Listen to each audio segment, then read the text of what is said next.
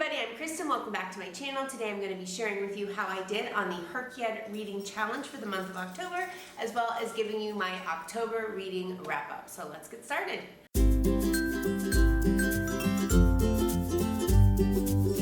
So if you're not familiar, the HRCYED Reading Challenge is a year-long reading challenge that was created by QWERTY. I will leave a link to their video down in the description box so you can check it out if you're interested.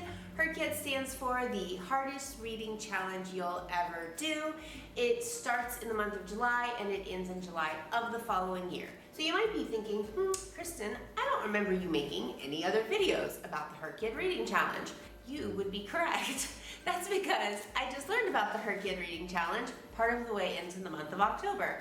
And I thought, better late than never.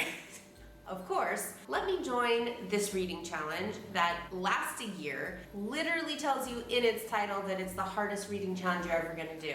And let me join it 3 months late. Perfect. So yes, it started in July. I didn't start it in October. I still plan to end it in July of next year. So anyways, this is also kind of going to serve as my reading wrap up for October. I'm going to tell you a book that I read, which HRCYED prompts it fits, whether or not it was on my October TBR, which you can check out the video for. I'll put a link to it up there someplace. And then what I thought of the book. Okay, so I have everything here in my handy dandy notebook. So if you see me looking down, that's what I'm doing. Okay, so one of the books I read in the month of October was Don't Let the Forest In by C.G. Drews. For HRCYED, this satisfied 2 prompts. For the subgenre challenge, I'm doing fantasy subgenres, and Don't Let the Forest In fit for horror.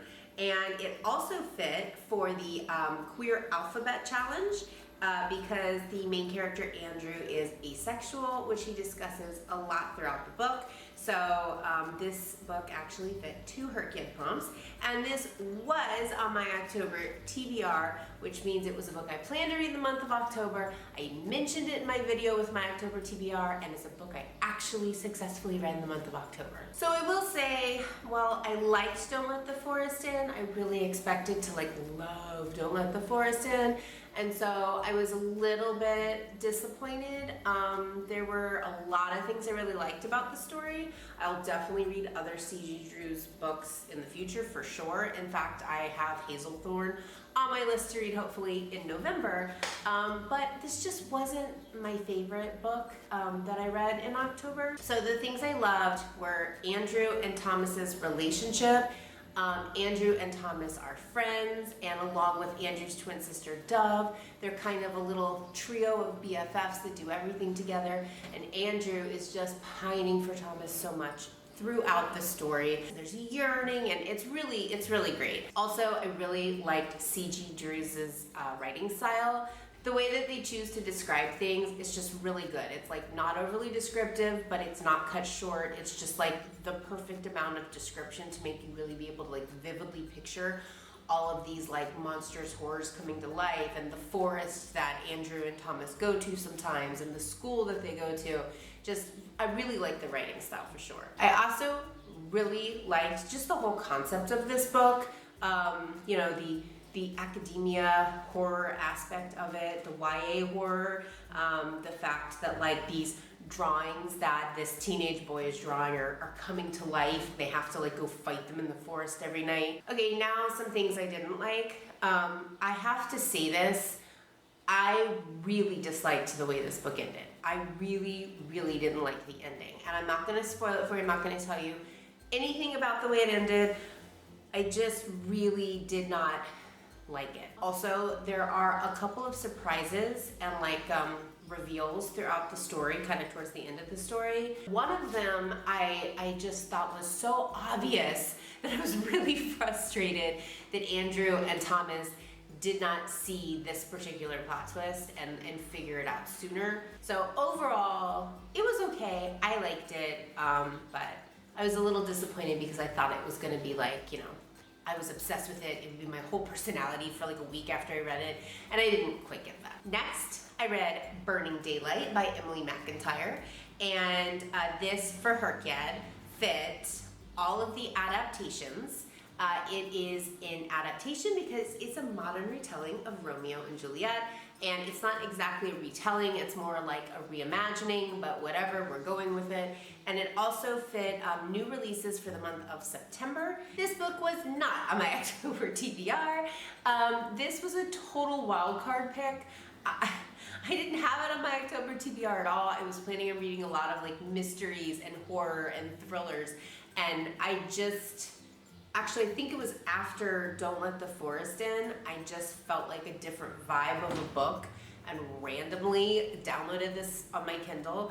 It's a contemporary romance, and you may or may not know if you've been watching videos on this channel, I am a big fantasy girly. I do read science fiction, I do read horror, but typically I do like to keep in like the speculative fiction realm. That's my jam. So I don't read a lot of just like contemporary romance books, but this one was great. I actually loved this one a lot, and I can't wait for the next book in the series to come out. One of the things that was really fun in this one was finding the Romeo and Juliet Easter eggs throughout the book, like realizing like, oh, that character is this character from Romeo and Juliet, or like this event is like that event that happened. I also really liked that Roman and Juliet, our two main characters and our two love interests, they did not have like an insta-love. They definitely had an insta-attraction. Roman definitely falls first and a little bit soon, but overall, I would not put this one in the insta-love category. So in Burning Daylight, you get star-crossed lovers, you get small town, you get rival families, of course, like the Capulets and the Montagues. You get kind of like, you know, the underbelly of the rich in the small town type of thing, and I like that a lot. I also really liked a lot of the side characters. I really loved Roman's sister. I loved Juliet's brothers and Juliet's best friend and Juliet's cousin. And you know, there are characters in here that are not actually from Romeo and Juliet, because this is going to be a series with a handful of books, and each book is going to kind of be a reimagining of some sort of like tragic love story where the love interests get like a happy ending. So my favorite side character is definitely Merrick. And that makes sense because the character that he mirrors from Romeo and Juliet, it's also my favorite character in Romeo and Juliet. So, okay, the next book I read was The Twisted Ones by T. Kingfisher, and this one also satisfied two HRCYED prompts. You might be seeing a theme here. It satisfied the series staircase. I decided to pick this one for my solo book. So that is a book that doesn't have any sequels, prequels, etc. It also fits my spooky creatures for fae folk. And this book was on my October TBR, very good for me. This is one of my favorite books that I read in the month of October because it was such a welcome surprise. I came across this book. I've seen lots of books by this author suggested before, never read any.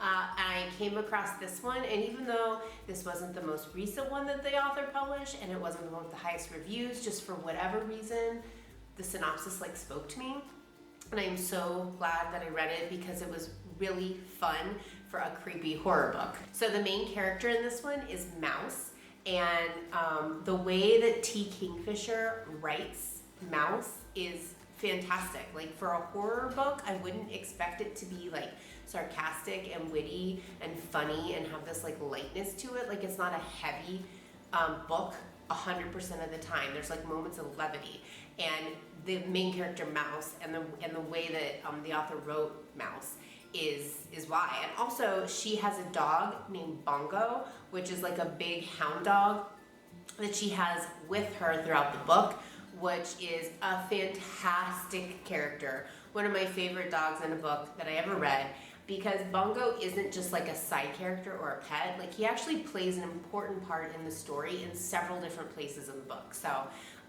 loved that. And he's kind of just like a big old dumb lovable hound dog, and so he does like big old dumb hound dog things throughout the book, and it was totally believable, a lot of the things that he did. And I just really loved the way Mouse loved her dog so much. Like she did not leave that dog behind. She was ready to like risk her life with that dog. And as somebody who feels that way about my dogs, I really appreciated that.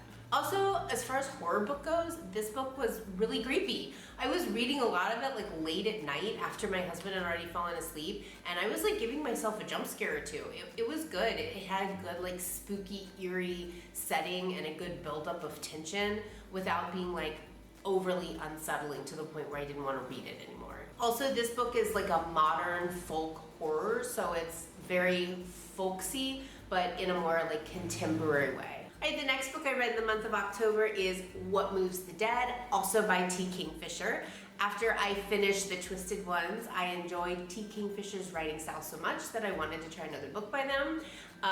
And What Moves the Dead is actually a novella. So I figured this would be a good one to try. And I've actually seen this one come up a lot. It is the first in a trilogy of 3 novellas with the same main protagonist, but in a completely different like situation in each of the 3 novellas. So for HRCYED, this one fit for by the hundreds because like I said, it's a novella. It was only 165 pages, so it's gonna satisfy my book with 100 something pages. And also it satisfies for the queer alphabet challenge, the non-binary / agender, because our main character Alex is a non-binary character. This book was not on my October TBR. I went a little rogue. I wanted more horror. I liked T. Kingfisher's writing style, so I went for it. The main character, Alex, was a very like smart, solid character. A little bit funny, a little bit like pretty intelligent, like didn't make really stupid decisions. Like I really appreciated Alex as a character. So, I didn't say the most important thing. What Moves the Dead is a retelling of The Fall of the House of Usher by Edgar Allan Poe, which was a very short story when it was originally written. So novella length actually makes perfect sense. So this is set around like 1890, and Alex is traveling to visit the Ushers, which are friends of hers, at their, creepy, crumbling manor house out in the middle of nowhere in the countryside.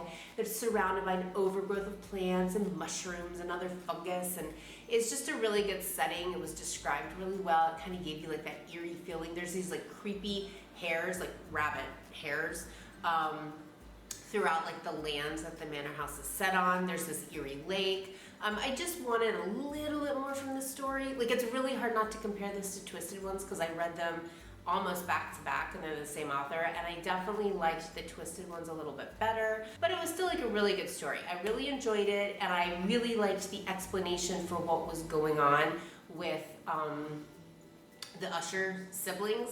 I really liked like the creativity that T. Kingfisher used there to explain that situation. Okay, next I read Direbound by Sable Sorensen, which is the first book in the Wolves of Ruin series. I did a whole review about Direbound, so if you're interested in that, I will leave a thing to get to that video somewhere here, which you should definitely check out. So for HRCYED, I used Direbound for the by the hundreds prompt.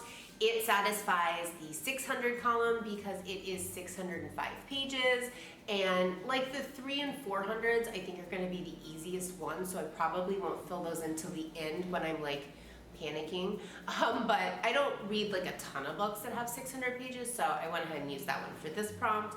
Also for the subgenre, which again I'm doing fantasy, it fits under romantasy. Okay, so I'm not going to talk a ton about Direbound since I did the whole thing, the whole like review video, but I will say that I love the concept of direwolves. I love the way that they like the soldiers ride the direwolves. I love the bond that they have. Very reminiscent of Fourth Wing if you're a fan of that. Also, I really loved the wolf that our main character bonds with, Anassa. Fantastic. Loved Anassa. She was like a badass wolf who really did not like our main character too much. I also really liked the plot twists. Some of them I had predicted and some of them I did not see coming, which is really hard to do to me, so I really loved that. I loved all of our like potential love interest situation. Lee, Stark, the prince, and I won't spoil any of the romance drama for you. So yeah, Direbound. Go check out my other video about it. The next book I read was Alchemy of Secrets by Stephanie Garber. I read the Caraval trilogy. I read the follow-up trilogy, Once Upon a Broken Heart. So I knew I was going to read her first adult fantasy book, but I loved Alchemy of Secrets. Fantastic book. Really big fan. for HRCYED, this fit for the fantasy subgenre of urban fantasy. And also it was an October new release that I read in the month of October, so I'm using it for that prompt as well. This was on my October TBR, so I'm getting myself back on track here with this book.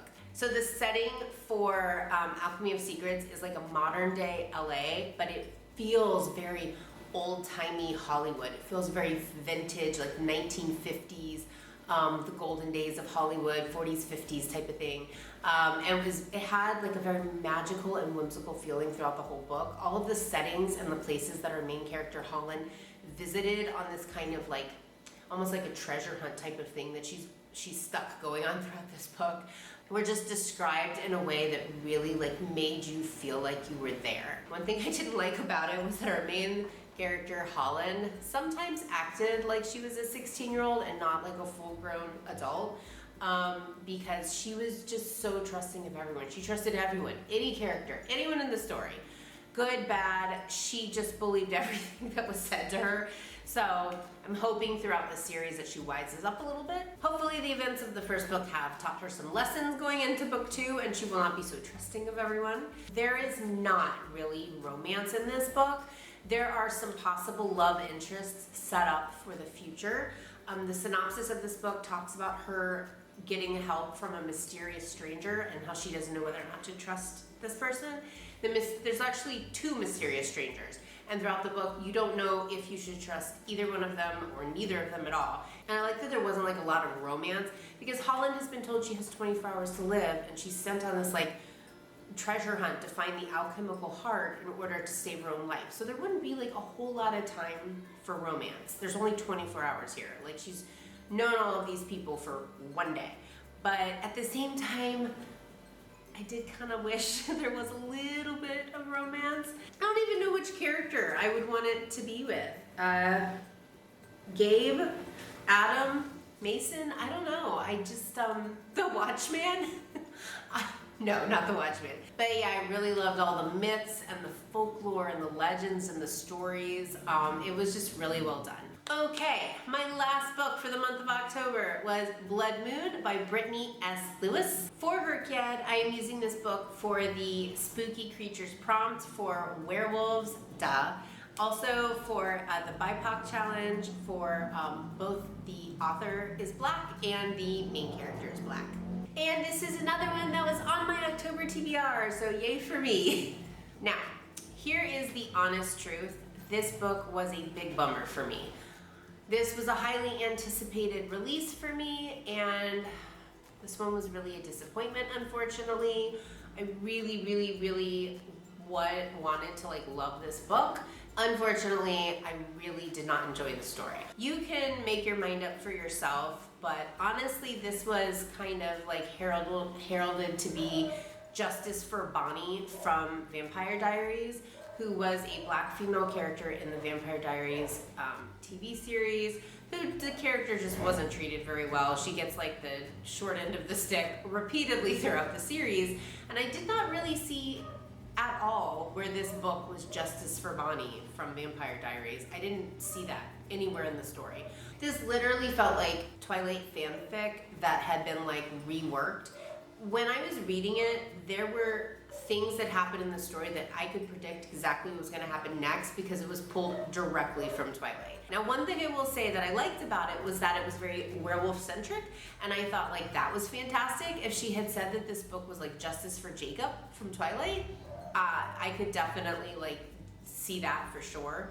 But Justice for Bonnie, I don't know, I didn't get that. Probably my biggest complaint about this book was that nothing happened for like 87% of the book. It was really like Mirabelle going to classes at college and then hanging out with her female friends and then flirting with Seven and then fighting and arguing with Julian and then back to class and then back to hanging out with her friends. It was really frustrating, like nothing was happening. We were not getting forward momentum of the plot at all. Like everything that happened in Blood Moon should have been like the first quarter of the book, or maybe like the first third of the book. And instead it was the entire book. I did really like the friendships that Mira had in the story.